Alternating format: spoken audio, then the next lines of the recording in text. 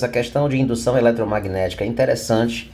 Diz que tem um ímã que está se aproximando dessa bobina, né? De acordo com a lei de Lenz, se está havendo uma aproximação, então deve surgir uma força magnética que se oponha a essa aproximação. Ou seja, deve surgir uma força magnética repulsiva. Aí eu te pergunto, qual é o polo magnético induzido que deve surgir para repelir esse outro polo norte? Ah, Renato, então tem que surgir um polo norte magnético induzido nessa espira. E aí você sabe que para que você tenha um norte induzido ali em cima, você tem que ter um campo magnético saindo, né? Porque as linhas do campo magnético saem do norte.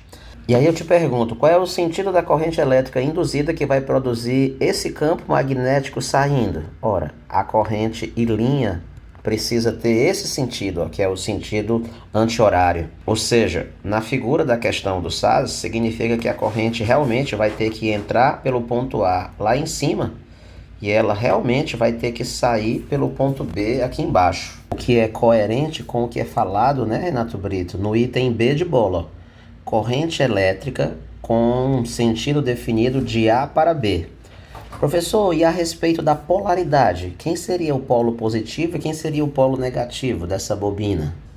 Ora, você percebe facilmente que fazendo uma analogia com um gerador, né? Se a corrente vai ter que passar no sentido de A para B, então certamente você percebe que o polo positivo seria o polo A e o negativo seria o polo B.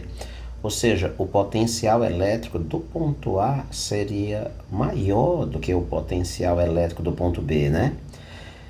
Então, isso nos diz que a letra C está errada. Força eletromotriz induzida com polo positivo no B. Não, polo positivo no A. A letra E diz que o potencial maior vai ser o do B. Não, o potencial maior, né, vai ser o do A.